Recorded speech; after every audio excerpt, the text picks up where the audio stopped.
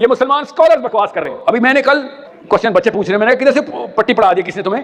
Scholarship بول رہی ہے اس وقت, اور اس لیے میں اس اسکالرشپ کو غور سے دیکھ کے بتا رہا ہوں. میں نے آپ کو پہلے بھی منع کیا تھا کہ آپ بینیفٹ آف دا ڈاؤٹ دینا میں بند کرنے لگا ہوں آپ کو.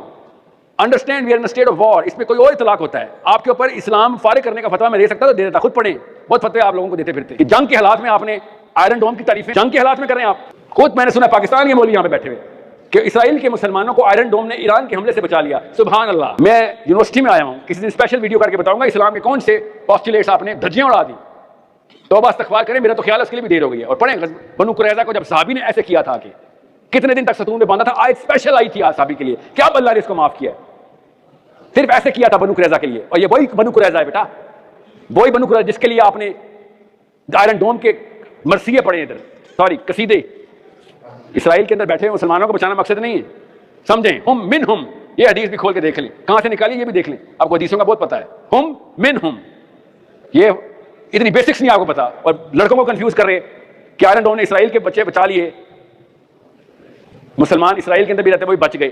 شاباش, اس میں تالیاں بنتی ہیں. ویسے وہ آئرن ڈوم والے مسئلے پہ, اور وہ جو انجینئر صاحب نے ایک ظاہرہ بتائی ہے, گویا کہ میں بھی ایگری نہیں کرتا اس چیز پہ ان سے, کہ جو انہوں نے بتائی ہے کہ بھائی اب مسلمان کیا کر سکتا ہے, وہ پاورفل ہے, وہ F-32 اتنا یوں اڑ جاتا ہے اور F-16 سے کیسے لڑیں گے. دیکھیں تو وہ تو بدر کا کانسیپٹ یہی تو تھا کہ 313 کے آگے کوئی ہزاروں تھے, لیکن اللہ تعالیٰ کی جو غیبی مدد اور اللہ تعالیٰ کی جو ہمت سے مسلمان لڑتا ہے. مجھے یہاں ایک مثال, سوری آپ کو انٹرپٹ کر رہا ہوں, حضرت ابراہیم کی خلیل اللہ, جب انہیں آگ میں ڈالا گیا تو گرگٹ نے آگ بھڑکائی اور کبوتر نے وہ کی, نہ وہ آگ بھڑکا پایا نہ کبوتر بجھا پایا, لیکن تاریخ یاد کبوتر کو کرے گی. اس نے کم از کم اس نے کہا کہ میں بھڑکانے میں سے تو نہیں ہوں. بھائی واہ. ایک اور موٹیویشنل اسپیکر اٹھا, ایک دفعہ بات کی, اسے اپروچ کیا کہ بھائی یہ اس طرح بات نہیں ہوئی تھی. اس نے کہا یار میں نے کلپ نہیں دیکھا تھا, مجھے کسی نے علی بھائی کا چھوٹا سا کلپ کاٹ کے بھیجا تھا, چلے ٹھیک ہے اب میں یہ نہیں کہوں گا. پھر ایک جگہ بیٹھا یہی بات کی, پھر ایک جگہ بیٹھا وہی بات کی, بے شرمی کے ساتھ, صرف ویوز لینے کے لیے. اور صرف بات نہیں کی بلکہ کہا کہ انجینئر صاحب کی توبہ بھی قبول نہیں ہوگی. پیغمبر سے بھی اگلی اس نے کوئی اپنی نا ایک مسند بنا لی. یعنی شرم نہیں آتی, توبہ بھی قبول نہیں ہوگی, اور کہا کہ یہ کافر ہو چکا ہے, اسلام سے خارج ہو چکا ہے. یہ دو باتیں کی, اور جب اپروچ کی تو کہتا ہے نہیں مجھے کسی نے کلپ دکھایا تھا. میں نے کہا ٹھیک ہے میں اگنور کرتا ہوں. پھر اگلی ایک پوڈ کاسٹ میں بیٹھا, پھر وہی بکواس کر دی. یعنی ان بے شرموں کو یہ شرم نہیں آتی کہ تم چند جملے بول کے سائڈ پہ ہو جاتے ہو, کسی کی لائف کو ورنیبل کر دیتے ہو. سب سے زیادہ میری ویڈیوز دیکھی گئی ہیں اسرائیل کے خلاف, پورا نیریٹو میں نے دیا ہے. تم لوگ تو اے سی والے کمروں میں بیٹھ کے تو کوئی 2-4 جملے یاد کر کے تو وہی بار بار ریپیٹ کرتے ہو, ہر جگہ وہی باتیں ریپیٹ کرتے ہو. میں نے پورا 12 پوائنٹس کا نیریٹو دیا. پھر دجال کے اوپر پوری تفصیلی ویڈیو, کہانیاں نہیں, قرآن و حدیث سے. تم لوگ تو اٹکل پچو چلاتے ہو نا, جو نہ قرآن میں لکھا ہوا نہ حدیث میں, اپنی طرف سے بونگیاں بنا کے تو لوگوں کو بتاتے رہتے ہو اور دین بنا کے پیش کرتے ہو. 4 کنسیکٹیو ویڈیوز میری آئیں 7 اکتوبر کو جب یہ سارا معاملہ شروع ہوا 2023. ملینز آف پیپل نے وہ ویڈیوز دیکھی. میرا پورا ایک ٹریک ریکارڈ تھا. مجھے کہنا کہ میں یہود و نصارہ کا ایجنٹ ہوں. پھر یہ بھی جو تازہ پوڈ کاسٹ ریکارڈ ہوئی نا, وہ جس اینکر نے کی, میں نے اس کو فون کیا. اب ظاہر ہے اس کے ساتھ میرا بھی ایک تعلق ہے, میں نام نہیں لیتا احتراماً. میں نے کہا یار تم نے یہ کیا حرکت کی ہے. کم از کم پونا گھنٹہ میری اس سے بات ہوئی فون پہ. میں نے کہا مجھے ایمانداری سے بتاؤ تم نے وہ کلپ دیکھا ہے میرا آئرن ڈوم والا؟ کہتا ہے جی کلپ نہیں دیکھا, میں نے تو سنا تھا. میں نے کہا تمہیں پھر یہ زیب ہی نہیں دیتا تھا, تم جتنے کانفیڈنس سے ماشاءاللہ بیٹھ کے وہاں سوال کر رہے ہو کہ ہمارا ایمان بھی شرمندہ ہو رہا ہے تمہارے سامنے کہ یہ کوئی ہم سے بڑا مومن ہے, جب تم نے چیز دیکھی نہیں ہے. اور دوسرا اگر دیکھ لی تو پہلے مجھ سے پوچھتے نا, میرے بارے میں رائے قائم کی ہے تو مجھے فون کرو. میں تو ایک فون کال پہ اویلیبل ہوں تمہارے سامنے, اور تم نے بیٹھ کے یہ سوال کیا نہیں جی میں وہ کٹنگ کروا دیتا ہوں اپنی پوڈ کاسٹ میں. میں نے کہا میں نے اس کے لیے تو آپ کو کہا ہی نہیں ہے. میرے خلاف جو گالیاں بھی اپلوڈ کی ہیں میں نے کبھی وہ نہیں کہا کہ وہ آپ ڈیلیٹ کریں. صرف تمہیں بتا رہا ہوں کہ تم نے اپنی آخرت برباد کی ہے جھوٹا الزام لگا کے, اور قیامت والے دن تم دونوں کا گریبان میں پکڑوں گا, معافی نہیں ہوگی تمہارے لیے. یہ تکفیری سوچ ہے تمہارے اندر. خیر اس نے کہا جی آپ میں نے کہا میں نے کیوں کہنا ہے, میں نے یہ کہنا ہے کہ ڈیلیٹ نہ کرو تاکہ تم لوگوں کی اصلیت لوگوں کو پتا چلے. خیر اس نے ڈر کے مانے اس میں سے کٹنگ کر دیا آن لائن. چلے آپ کو پتا بھی چل جائے گا کہ وہ کٹنگ کیوں ہوئی تھی, وہ اس نے خود کی. میں نے اس کو آخری وقت تک منع کیا, میں نے کہا کٹنگ نہیں کرنی ورنہ تم لوگوں کی اصلیت کیسے لوگوں کو پتا چلے گی. اور میں نے اسے فون پہ کہا کہ میں اس کی کلیریفیکیشن بھی نہیں دوں گا. ہمارے اسٹوڈنٹس کو پتا ہے رے 2-4 سر پھیرے لوگ, ان کو تو پیغمبر بھی ہدایت نہیں دے سکتا, ہم نے کہاں سے دینی ہے, ہم تو صرف دعوت دیتے ہیں. لیکن وہ ڈیلیٹ ہوئی, پھر ایک خبر بنی, پھر وہ پہلے سے کسی نے ڈاؤن لوڈ کر کے رکھی ہوئی تھی, اس نے اور چینل سے چڑھائی, پھر خبر بنی, وہ تماشا ہی بن گیا. پھر مجھے آج بائی چانس خیال آیا, میں نے کہا آج موقع ہے میں ریبٹل کر دوں. پھر کچھ شیعہ علماء, کچھ سنیوں میں گھسے ہوئے شیعہ علماء, مفتی حضرات, انہوں نے بھی ایک ایک کر کے کلپ میرے خلاف بنانا شروع کر دیا. حالانکہ یہ علماء وہ ہیں جو خود تکفیر کے ڈسے ہوئے ہیں اور مجھے کہتے ہیں کہ یہ کافر ہو گیا, اسلام سے نکل گیا. بے شرمی کی انتہا ہے. بات کیا تھی, انہوں نے کیا بنا دی. یہ تو اللہ تعالیٰ کا بھی کلپ کاٹنا شروع کر دیں گے. وہ مجھ سے لائیو سیشن میں ایک بندہ یروشلم سے, بیت المقدس سے کال کر کے لائیو سیشن میں لائیو پوچھ رہا ہے, کوشچن آنسر سیشن ہو رہا ہے, اور اس نے ذکر کیا کہ جی میں UN کی طرف سے یہاں پہ ڈیوٹی پہ آیا ہوں. میں نے کہا بڑی اچھی بات, کس لیے؟ تو انہوں نے کہا یہاں پہ جو پناہ گزین ہیں ان کے کھانے پینے کا بندوبست کرنے کے لیے. میں نے کہا یہاں تو لوگ کہتے ہیں کہ جی یہ تو مسلمانوں کو قتل کر رہے ہیں, چلیں اچھے لوگ بھی موجود ہیں جو مسلمانوں کو ہیلپ آؤٹ کر رہے ہیں. اس نے کہا ہاں ہم UN کی طرف سے آئے ہیں, کسی مسلمان ملک کی طرف سے تو نہیں آئے, میں UN کا ملازم ہوں. پھر اس نے کئی اور باتیں کی جو پھر فلسطینیوں کے لیے اسرائیل اپنے حق میں استعمال کر سکتا ہے, وہ میں نے پھر اس میں سے ڈیلیٹ کروا دی. وہ بڑی حیران کن باتیں تھیں مسلمانوں کی فیور میں. میں نے کہا یہ اگر انہوں نے سن لی نا تو پھر ہو سکتا ہے UN کے اوپر بھی پابندی لگا دیں. وہ میں نے اسی وقت ڈیلیٹ کروا دی اتنا پورشن. تو میں نے کہا یار وہ ایران کے ڈرون آئے تھے, کیا بنا؟ وہ کہتا ہے جی 5 منٹ کے لیے سائرن بجے تھے یہاں پہ, پھر سب چیز نارمل ہو گئی. میں نے کہا کیوں؟ اس نے کہا جی آئرن ڈوم سسٹم, اس نے وہ سارے ڈرون گرا دیے. تو میں نے کہا اگر وہ نیچے آ کے گرتے ہیں, کہتا ہے ہم پہ بھی گر سکتے تھے. اچھا یہ بعض جو ٹیکنیکل لوگ ہیں نا وہ کہتے ہیں کہ جی وہ اگر ٹارگٹ کے اوپر ڈرون نہ جائے تو وہ خود بخود فضا میں پھٹ جاتا ہے.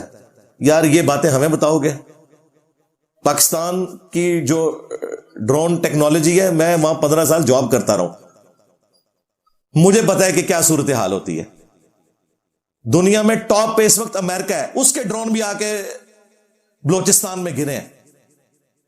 ایرر کسی وقت بھی آ سکتا ہے, یہ ضروری نہیں ہوتا کہ اس نے پھٹ جانا ہے. اگر امریکہ کے ڈرون جو ہے نا ان کے ساتھ یہ مسئلہ ہو سکتا ہے نا, تو باقیوں کے ڈرون شاہی کوئی نہیں. ظاہر ہے ایک الیکٹرانک ڈیوائس اس کے اندر لگی ہوئی ہے, ایرر تو آ سکتا ہے, این ممکن ہے گر سکتے تھے. تو میں نے اس سے کہا ازرائے تفنن یہ بات کی. میں نے کہا اس کا مطلب ہے کہ آئرن ڈوم سسٹم نے صرف یہودیوں کی حفاظت نہیں کی ہے, تم جو مسلمان وہاں پہ ہو ان کی بھی حفاظت کی ہے. باقی آئرن ڈوم صرف آئرن ڈوم نہیں ہے, ان کے پاس ملٹی لیئرڈ ڈیفنس سسٹم ہے. صرف آئرن ڈوم جو ہے وہ مطلب ہے کہ میں دلیری سے یہ کہہ سکتا ہوں کہ آپ کی حفاظت شیخ عبد القادر جیلانی نے نہیں کی ہے بلکہ آئرن ڈوم سسٹم نے کی ہے.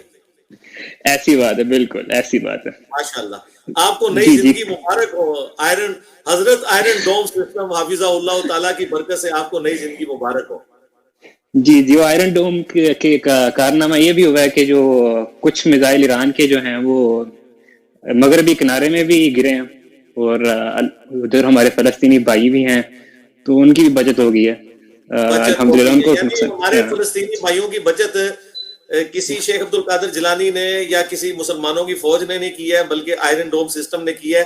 اور یہ جو ڈرون آئے تھے یہ اس پہ ڈوم آف دی راک پہ بھی گر سکتے تھے, کیونکہ انہوں نے جب آنا ہے یہاں پہ تو وہ تو چھوڑ دیے انہوں نے. تو اس کا مطلب ہے کہ حفاظت جو ہے وہ آئرن ڈوم سسٹم نے کی ہے. بالکل ایسے ہی اگر آپ دیکھیں تو جو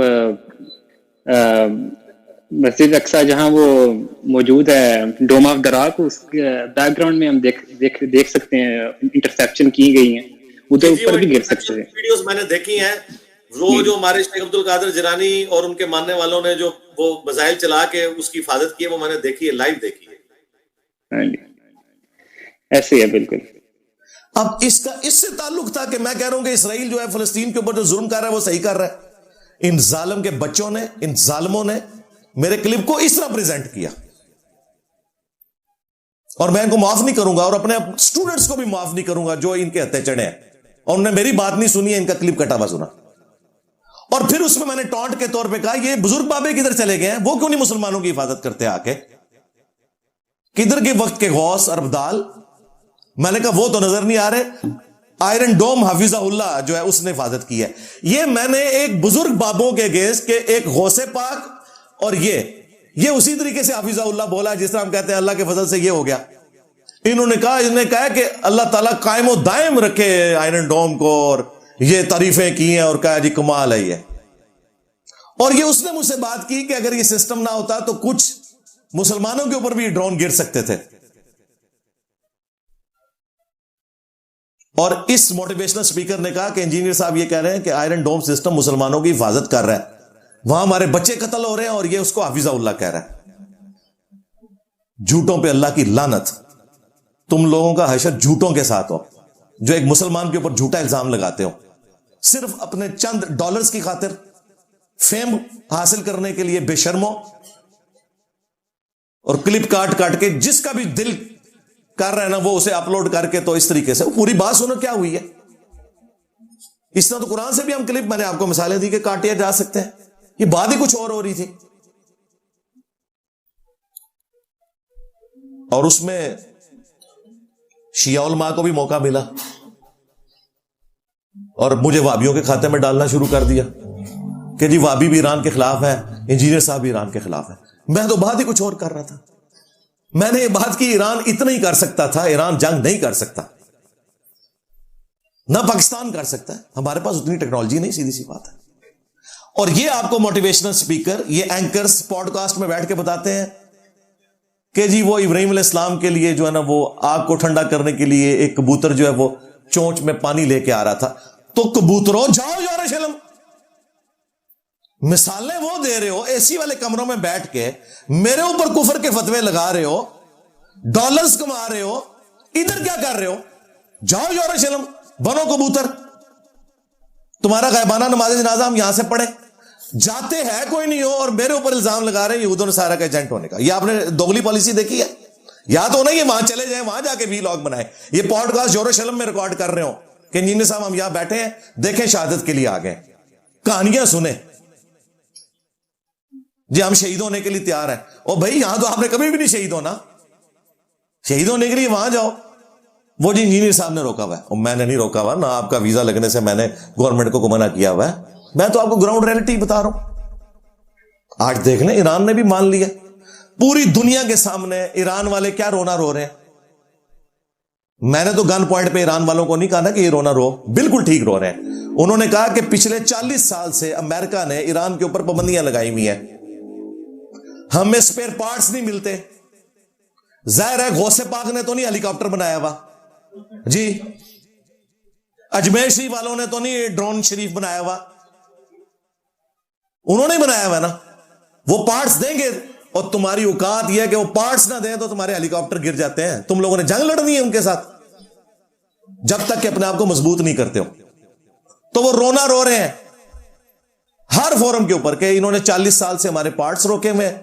اور آپ کو پتا ہے ان 40 سالوں میں ایویشن کی ہسٹری کے سب سے زیادہ لوگ اگر مرے ہیں نا تو ایران میں مرے ہیں.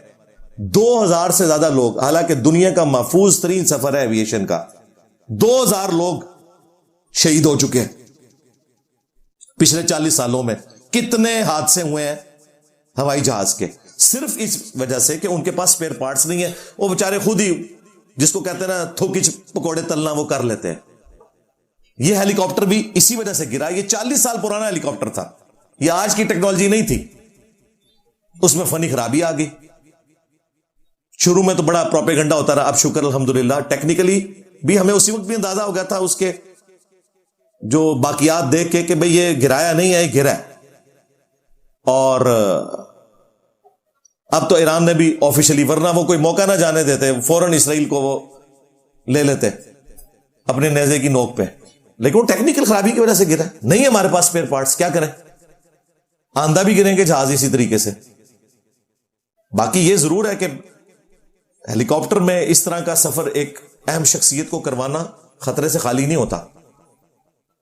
اس سے بہتر تھا کوئی بوئنگ یا ایئر بس کی فلائٹ یوز کی جاتی, ایک بڑی پرسنالٹی سفر کر رہی ہے. بہرحال وہ 3 ہیلی کاپٹر تھے, سینٹر میں یہ تھا, ایک آگے تھا ایک پیچھے تھا. راستے میں موسم خراب ہوا, ایک چیز کی ریکارڈنگ آ گئی ہے, تو اس کے پائلٹ نے کہا کہ بھائی تھوڑی سی ہم اپنی پرواز کو بلند کر لیتے ہیں تاکہ بادلوں سے اوپر چلے جائیں, اور اس کے بعد سلسلہ منقطع ہو گیا. اور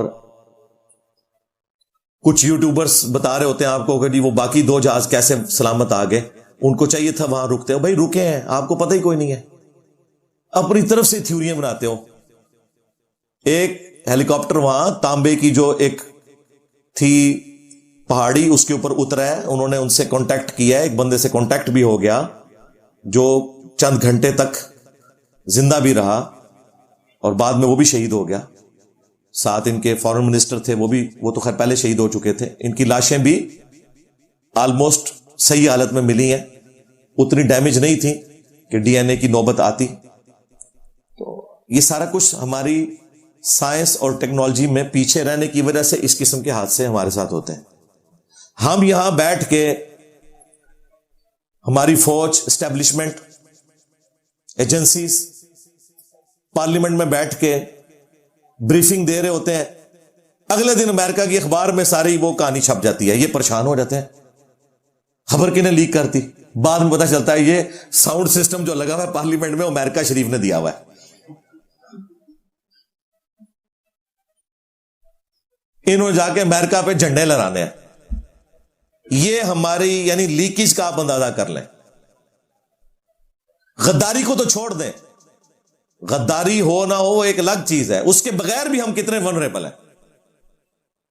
ہم نے کچھ نہیں ڈیولپ کیا, ہم نے ڈیولپ یہ کیا ہے کہ توہین مذہب کا الزام لگانا ہے ایک دوسرے کے اوپر, ایک دوسرے کو کاٹنا ہے, سنی شیعہ فسادات کروانے ہیں, ایک دوسرے کے اوپر کفر کے فتوے لگانے ہیں. ہم نے یہ کہنا ہے امام کعبہ کے پیچھے نماز نہیں ہوتی ہے, یہ ہم نے کیا ہے. تو پھر یہی کچھ نکلنا تھا. اور جب کوئی سمجھاتا ہے کہ بھائی اپنے آپ کو سائنس میں, ٹیکنالوجی میں آگے لے کے جاؤ تاکہ کافروں کی آنکھوں میں آنکھیں ڈال سکو, اسے کہتے ہیں یہود و نصارہ کا ایجنٹ ہے.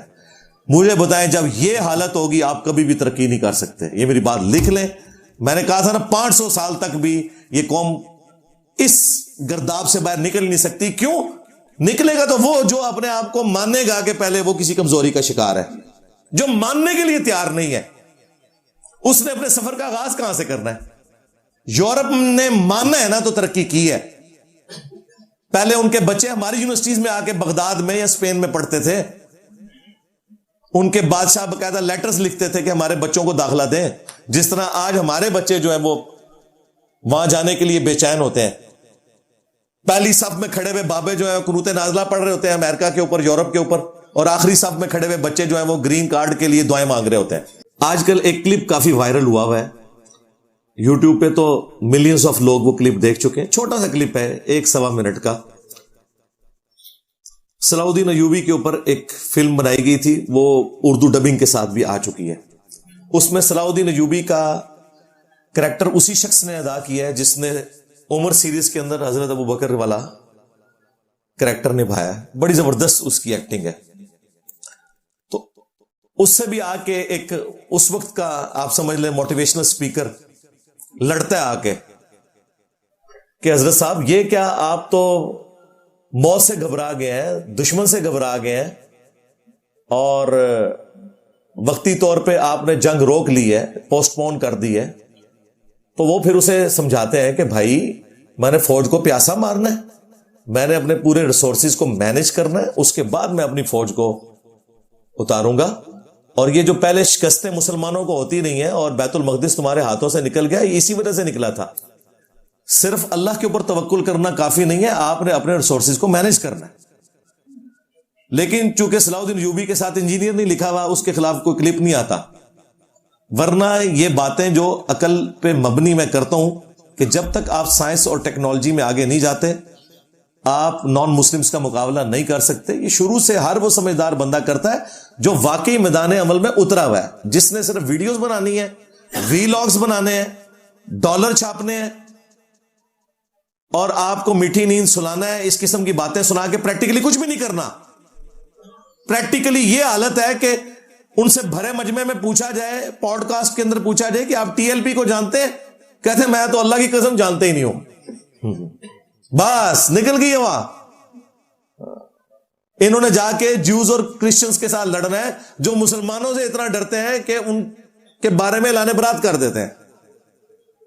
ایک ہمارے مفتی صاحب, انہوں نے ایک جرت کر کے کلپ بنایا اچھرا والے واقعے کے اوپر, جس میں انہوں نے کہا ان کو کوئی دماغی چوٹ لگی تھی بچپن میں تو اس قسم کے مولوی مسلط ہوئے ہیں.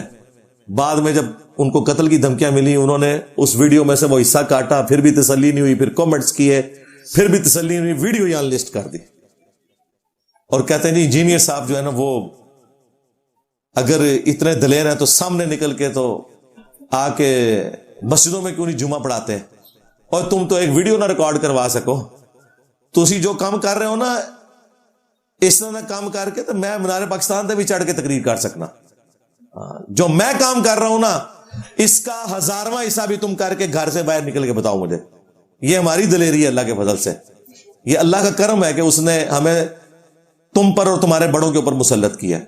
ورنہ تم لوگوں کا حال جو ہے نا وہ اسی قسم کا ہے, صرف باتیں کر سکتے ہو وائی فائر, پریکٹیکلی کوئی کام نہیں کر سکتا.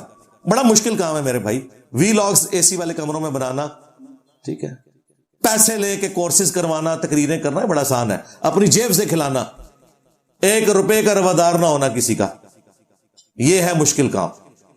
الحمدللہ کر رہے ہیں اللہ کے فضل سے, اللہ کا شکر ہے الحمدللہ.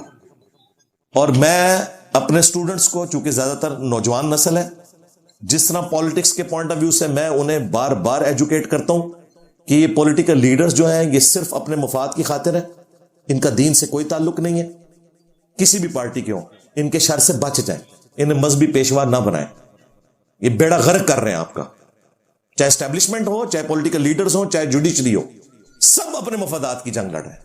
ساتھ ساتھ میں ان موٹیویشنل سپیکرز, ان مولویوں کے حوالے سے, ان فرنٹ مین کے حوالے سے میں یہ آپ کو بتا رہا ہوں کہ بچ جائیں. نہیں بچنا تو میرا تو کوئی اس میں کوئی چیز ٹیک کے اوپر نہیں لگی ہوئی ہے, نہ میری کوئی چندہ بک کہ مجھے خطرہ ہے کہ چندہ کم ہو جائے گا, نہ کوئی مسجد, نہ کوئی مدرسہ. اپنی جیب سے آپ کو کھلا رہے ہیں, نمازیں آپ کی مسجدوں میں پڑھ رہے ہیں, مجھے تو لوز کرنے کے لیے کچھ بھی نہیں ہے. یہ تو آپ کے ساتھ مفت میں ایک نیکی والا معاملہ کر رہے ہیں کہ بچ جائیں. باقی پروٹیسٹ وہ ضرور کریں, ڈنکے کی چوٹ پہ کریں, جہاں جہاں پہ پروٹیسٹ ہوں آپ اس کا حصہ بنیں.